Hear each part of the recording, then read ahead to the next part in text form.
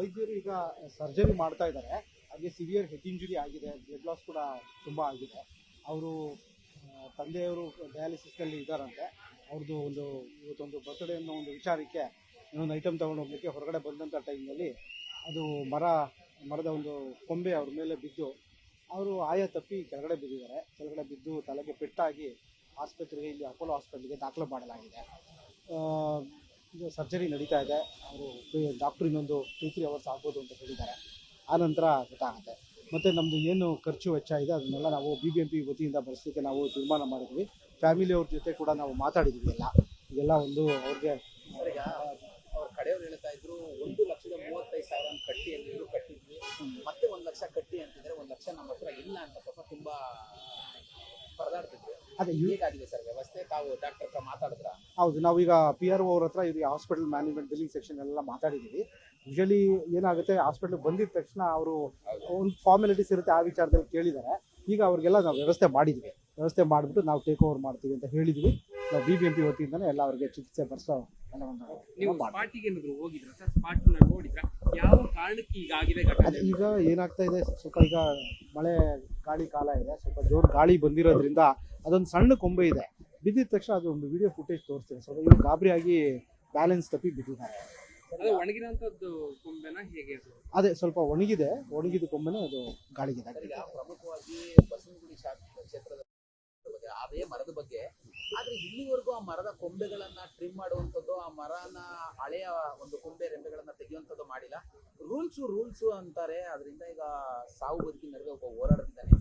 ನಿಮ್ಗೆ ಏನಾದ್ರು ಈ ವಿಚಾರ ಗಮನಕ್ಕೆ ಬಂದಿತ್ತ ಸರ್? ಅದು ಏನಾಗ್ತಾ ಇದೆ, ಪರ್ಟಿಕ್ಯುಲರ್ ಆ ಮರದ ಬಗ್ಗೆ ಅಂತ ಇಲ್ಲ, ಅಲ್ಲಿ ಮನೆಯವರು ದೂರು ಕೊಟ್ಟಿದ್ರಂತೆ, ಬರೆದು ಸಮೇತ ಕೊಟ್ಟಿದ್ದಾರೆ. ಹೌದು, ಅದು ಏನಾಗ್ತಾ ಇದೆ, ನಾವು ಈಗ ವಿಭಾಗದ ಅಧಿಕಾರಿಗಳು, ಅದು ಮಾನ್ಯ ಶಾಸಕರ ಒಂದು ತಂಡ ಇದೆ, ಮತ್ತೆ ನಮ್ಮ ಕೂಡ ಒಂದು ತಂಡ ಇದೆ. ಎಲ್ಲರೂ ಸಂಯೋಗದಲ್ಲೇ ನಾವು ಎಲ್ಲ ಟ್ರಿಮ್ಮಿಂಗ್ ಮಾಡೋವಂಥದ್ದು, ಬಂದಂಥ ಅರ್ಜಿಗಳಿಗೆ ಬೇಗ ಸ್ಪಂದಿಸಿ ನಾವು ರೆಂಬೆ ಕೊಂಬೆಗಳನ್ನ ತೆರವುಗೊಳಿಸುವಂಥ ಕೆಲಸ ಎಲ್ಲ ಮಾಡ್ತಾ ಇದ್ವಿ. ಇದು ಗಾಳಿ ಹೆಚ್ಚಾಗಿದ್ದರಿಂದ ಸ್ವಲ್ಪ ಕೊಂಬೆ ಬಿದ್ದು, ಸಣ್ಣ ಕೊಂಬೆ ಇದೆ, ಅದು ಅವರು ಬೈಕ್ನಲ್ಲಿ ಹೋಗ್ತಾ ಇರೋ ಸ್ವಲ್ಪ ಗಾಬರಿ ಆದ್ದರಿಂದ ಒಂದು ಸ್ವಲ್ಪ ತೊಂದರೆ ಆಗಿದೆ. ಅದೇ ನಮ್ಮ ಟೀಮ್ಗೆಲ್ಲ ಕಳಿಸ್ಕೊಡ್ತೀವಿ, ಮಾಡ್ತಾ ಇದ್ದಾರೆ. ಆ ಮರ ಏನಾದ್ರು ನಾಳೆ ಆ ಮರದಲ್ಲಿರುವಂತಹ ಹಳೆಯ ಕೊಂಬೆಗಳನ್ನೆಲ್ಲ ತೆರವು ಮಾಡ್ತೀರಾ? ಹೌದು, ಎಲ್ಲ ತೆರವು ಮಾಡಿ. ಈಗ ಸರ್, ಇದು ಕೇವಲ ಅದೊಂದು ಮರದ ವಿಚಾರ ಅಂತ ಅಲ್ಲ. ಬೆಂಗಳೂರಿನ ಬಹುತೇಕ ಜನವಸತಿ ಪ್ರದೇಶಗಳಲ್ಲೇ ಈ ರೀತಿಯಾದಂತ ಪರಿಸ್ಥಿತಿ ಇದೆ. ಯಾವಾಗ ಇನ್ಸಿಡೆಂಟ್ಗಳಾಗುತ್ತೋ ಅದಾದ್ಮೇಲೆ ಪ್ರತಿ ಬಾರಿಯೂ ಕೂಡ BBMP ಹೇಳುವಂಥದ್ದು ಇದೇ ಮಾತು. ಬಟ್ ಆದ್ರೆ ಮುನ್ನೆಚ್ಚರಿಕೆ ಕ್ರಮವಾಗಿ ಅದಕ್ಕೆ ಯಾಕೆ ಮಳೆಗಾಲ ಆರಂಭ ಆಗುತ್ತೆ, ಗಾಳಿ ಆರಂಭ ಆಗುತ್ತೆ ಅನ್ನುವಂತಹ ಎಚ್ಚರಿಕೆ ತಗೋತಾ ಇಲ್ಲ? ನಾವು ಮಾಡ್ತಾ ಇದ್ದೀವಿ. ಏನಾಗ್ತಾ ಇದೆ, ಹಲವಾರು ನಮ್ಮ ಮಾನ್ಯ ಶಾಸಕರೇ ಬೆಳಿಗ್ಗೆನೆ ವಾಕಿಂಗ್ ಬರ್ತಾರೆ. ಆಗ ನಮ್ಮ ಟೀಮ್ನೆಲ್ಲ ಕರ್ಕೊಂಡು ಹೋಗ್ಬಿಟ್ಟು ಅವ್ರಿಗೆಲ್ಲ ತೋರಿಸಿದ್ದೆಲ್ಲ ಮಾಡ್ತಾ ಇದ್ದೀವಿ. ಪ್ರತಿಯೊಂದು ಇದರಲ್ಲೂ ಕೂಡ ನಮ್ಮಲ್ಲಿ ಇದೆ, ನಮ್ಮ ತಂಡಗಳು ಕೂಡ ಸಮರ್ಪಕವಾಗಿ ಮಾಡ್ತಾ ಇದೆ. ಈ ತರ ಒಂದೊಂದು ಇನ್ಸಿಡೆಂಟ್ಗಳು ಆಗ್ಬಿಡುತ್ತದೆ. ಕಳೆದ 2-3 ತಿಂಗಳಲ್ಲಿ ಆಟೋ ಚಾಲಕ ಒಬ್ಬ ಇಂದ್ರಾನಗರದ ಘಟನೆ ಆಯಿತು. ಈ ತರ ಪದೇ ಘಟನೆ ನಡೀತಾನೆ ಇದೆ. BBMP ಅರಣ್ಯ ವಿಭಾಗ ಯಾಕೆ ಇಷ್ಟು ನಿರ್ಲಕ್ಷ್ಯ? ಇಲ್ಲ, ನಿರ್ಲಕ್ಷ್ಯ ಅಂತಲ್ಲ. ನಾನು ನಮ್ಮ ಟೀಮ್ ಜೊತೆ ತಮ್ಮನ್ನು ಎಲ್ಲ ಕರ್ಕೊಂಡು ಹೋಗ್ತೀವಿ. ನಾವು 1533 ಏನು ಹೆಲ್ಪ್ಲೈನ್ ನಂಬರ್ ಇದೆ, ಅಲ್ಲಿ ಬರೋ ಎಲ್ಲ ಕಂಪ್ಲೇಂಟ್ಸು ಕೂಡ ನಾವು ಕ್ಲಿಯರ್ ಮಾಡ್ತಾ ಇದ್ದೀವಿ. ಆದ್ಯತೆ ಇಲ್ಲ, ಎಲ್ಲ ನಮ್ಮ ಈಗ ಸೌತ್ ಝೋನ್ನಲ್ಲಿ ಮತ್ತು ಈಸ್ಟ್ ಝೋನಲ್ಲೆಲ್ಲ ಹಳೆ ಏನು ಮರಗಳಿದ್ದಾವೆ, ಅಲ್ಲಿ ಎಲ್ಲ ಕಡೆಗಳು ಕೂಡ ಕಂಪ್ಲೇಂಟ್ ಬರ್ತಾ ಇದೆ. ಎಲ್ಲ ಕಡೆಗೂ ಕೂಡ ನಾವು ಕ್ಲಿಯರ್ ಮಾಡ್ಕೊಂಡು ಹೋಗ್ತಾ ಇದ್ದೀವಿ. ನಾವು ಒಂದು ಅಭಿಯಾನ ಕೂಡ ಮಾಡೋಣ ಅಂತ ನಮ್ಮ ಸಾರ್ವಜನಿಕರು ತಿಳಿಸುವಂಥದ್ದು. ಅಪಾಯದ ಯಾವ ಕಾರಣತ್ತೋ ಆ ರಿಜಿಸ್ಟರ್ ಮಾಡಿರೋ ಕಂಪ್ಲೇಂಟ್ಸ್ ಎಲ್ಲ ನಾವು ಕ್ಲಿಯರ್ ಮಾಡ್ತೀವಿ. ಈಗಲೂ ಕೂಡ ಪ್ರೊಯಾಕ್ಟಿವ್ ಆಗಿ ಮಾಡ್ತಾ ಇದ್ದೀವಿ. ಪ್ರತಿದಿನ ಅಜಯ್ ಅಂತ ಏನಿಲ್ಲ, ಹಗಲು ರಾತ್ರಿ ಕೂಡ ನಮ್ಮ ತಂಡಗಳು ಮಾಡ್ತಾ ಇದ್ದಾರೆ. ಅದು ನಮ್ಮ ಈಸ್ಟ್ ಝೋನು ಮತ್ತು ಸೌತ್ ಝೋನ್ ಮತ್ತು ವೆಸ್ಟ್ ಝೋನ್ನಲ್ಲಿ ಹೆಚ್ಚಿನ ಕಂಪ್ಲೇಂಟ್ಗಳು ರಿಜಿಸ್ಟರ್ ಆಗಿದ್ದಾವೆ. ಎಲ್ಲ ಕಡೆಗೂ ತೆರವುಗೊಳಿಸ್ತಾ ಇದ್ದಾರೆ. ಹೆಲ್ಪ್ಲೈನ್ 1533 ಹೆಲ್ಪ್ಲೈನ್ ಮಾಡಿದ್ರೆ ಸಾಕು, ಅವ್ರಿಗೆ ಅಕ್ನಾಲೇಜ್ಮೆಂಟ್ ಹೋಗುತ್ತೆ. ಎಲ್ಲ ಅವ್ರದ್ದು ಯಾರಿಗೆ ಅಕ್ನಾಲೇಜ್ಮೆಂಟ್ ಹೋಗುತ್ತೆ ಅದು ಕ್ಲಿಯರ್ ಮಾಡಿದಂತಾನೆ ಕಂಪ್ಲೇಂಟ್ಗಳು ಕ್ಲೋಸ್ ಆಗ್ತಾ ಇದೆ. ಪ್ರತಿದಿನ ಮಾಡ್ತಾ ಇದ್ದಾರೆ. ನಮ್ಮಲ್ಲಿ ಈಗ ಬೆಂಗಳೂರಿನಾದ್ಯಂತ ಸುಮಾರು ನಮ್ಮೊಂದು 30 ತಂಡಗಳ ಕರ್ತವ್ಯ ನಿರ್ವಹಿಸ್ತಾ ಇದ್ದಾರೆ. ಎಲ್ಲ ಕೂಡ ನಾವು ಒಣಗಿದ ರೆಂಬೆ ಕೊಂಬೆಗಳು ತೆರವುಗೊಳಿಸೋದು, ಅಪಾಯ ಸ್ಥಿತಿ ಮರಗಳನ್ನೆಲ್ಲ ತೆರವುಗೊಳಿಸೋದೆಲ್ಲ ಮಾಡ್ತಾ ಇದ್ದೀವಿ. ಇವತ್ತು ಹೆಚ್ಚು ಗಾಳಿ ಇದ್ದಿದ್ದರಿಂದ ಅದೊಂದು ಸ್ವಲ್ಪ ಒಂದು ಅಚಾತುರ್ಯ ಆಗಿದೆ. ನಮ್ಮ ಟೀಮ್ ಕೂಡ ಅದರಲ್ಲೇ ಕರ್ತವ್ಯದಲ್ಲಿದ್ದರು, ತಕ್ಷಣ ಒಂದು ಮಾಡ್ತಾರೆ.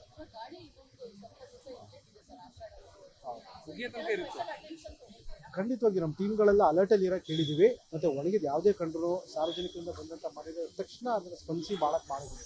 ಈಗ ನಾವು ಅದೇ ವಿಚಾರದಲ್ಲಿ ಒಂದು ಆ್ಯಪ್ ಕೂಡ ಡೆವಲಪ್ ಮಾಡಿದ್ದೀವಿ, SDRM ಅಂತ. ಇದು ಆನ್ಲೈನ್ ಆ್ಯಪ್ ಇದೆ.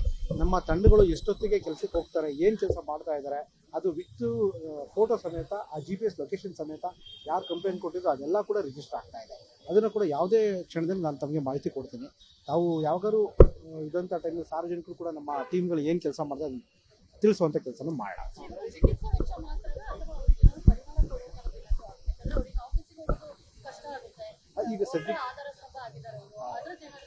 ಅದೀಗ ಸದ್ಯಕ್ಕೆ ಚಿಕಿತ್ಸೆಗೋಸ್ಕರ ನಾವು ಟೇಕ್ ಓವರ್ ಮಾಡಿ ಮಾಡ್ತಾ ಇದ್ದೀವಿ. ಉಳಿದಿದ್ದು ನಾನು ಝೋನಲ್ ಕಮಿಷನರ್ ಹತ್ರ ಡಿಸ್ಕಸ್ ಮಾಡಿ ನಾನು ಅದ್ರ ಬಗ್ಗೆ ತಿಳಿಸ್ಕೊಡ್ತೀನಿ. ಸರ್, ಈಗ ಲೀಗಲ್ ಇಶ್ಯೂ ಏನಾದ್ರು ಇದೆಯಾ ಸರ್ ಇದಕ್ಕೆ ಮರ ಕೊಂಬೆಗಳನ್ನ ಕಟ್ ಮಾಡೋದು? ಯಾಕಂದ್ರೆ ಸ್ಥಳೀಯರು ತುಂಬಾ ಸಲ ದೂರು ಕೊಟ್ಟಿದ್ದಾರೆ, ತಾವು ಲೀಗಲ್ ಇಶ್ಯೂ ಇದೆ ಅಂತ. ಇಲ್ಲ, ಲೀಗಲ್ ಇಶ್ಯೂ ಥರ ಏನಿಲ್ಲ. ಯಾವ್ದು ಕಂಪ್ಲೇಂಟ್ಗಳು ಬರುತ್ತೆ ಅವನ್ನೆಲ್ಲ ಅಪಾಯ ಸ್ಥಿತಿ ಇತ್ತು ಅಂತಂದರೆ ಮಾಡ್ತೀವಿ. ಕೆಲವೊಂದು ಕಡೆ ಏನಾಗುತ್ತೆ ಅಂದರೆ ನಮಗೆ ಬರೋವಂಥದ್ದು ಈ ಮೈನ್ ರೋಡ್ಗಳಲ್ಲಿ ಯೂಶಲಿ ಕಮರ್ಷಿಯಲ್ ಕಾಂಪ್ಲೆಕ್ಸ್ಗಳು ಇರ್ತವೆ. ಅಲ್ಲಿ ತೆಗೆದಾಗ ಅವ್ರಿಗೆ ಅನುಕೂಲ ಮಾಡಿಕೊಟ್ಟಕ್ಕೆ ತೆಗೆದ್ರು ಅನ್ನೋ ಹತ್ರ ಒಂದು ದೂರು ಬರುತ್ತೆ ಅಷ್ಟೇ. ಅದು ಬಿಟ್ಟರೆ ಬೇರೆ ಇನ್ನೇನಿಲ್ಲ. ಯಾಕೆ ತೆಗಿತೀರಾ ಅನ್ನೋದೊಂದು ಇದಿರುತ್ತೆ. ಬೇರೆ ಎಲ್ಲ ಟೈಮ್ನಲ್ಲಿ ಅಪಾಯ ಸ್ಥಿತಿ ಮರ ಇದ್ದರೆ ಎಲ್ಲೂ ಕೂಡ ನಮಗೆ ಸಾರ್ವಜನಿಕರಿಂದ ಏನು ತೊಂದರೆ ಬರೋದು ನಾವು ಮಾಡ್ತೀವಿ. ಮಾತಾಡಂడి ನಮ್ಗೆ ಇವಾಗ ಒಂದು ಅಮೌಂಟ್ ಏನೋ ನೆಕ್ಸ್ಟ್ ಸಿಗುತ್ತೆ ಸರ್. ಈಗ ನಾಳೆ ನಾವು ಫೈಲ್ ಮೂವ್ ಮಾಡಿ ಕೊಡ್ತೀವಿ. ಹಾಸ್ಪಿಟಲ್ ಅವ್ರಿಗೆ ಕನ್ಸೆಪ್ಟ್ ಕೇಳ್ತಾ ಇದೆ ಏನಂತ ನಾವು ಟೇಕ್ ಓವರ್ ಮಾಡ್ತೀವಿ ಕೊಡಿ ಅದನ್ನ ನಾಳೆ ನಾವು ಕೊಡ್ತೀವಿ.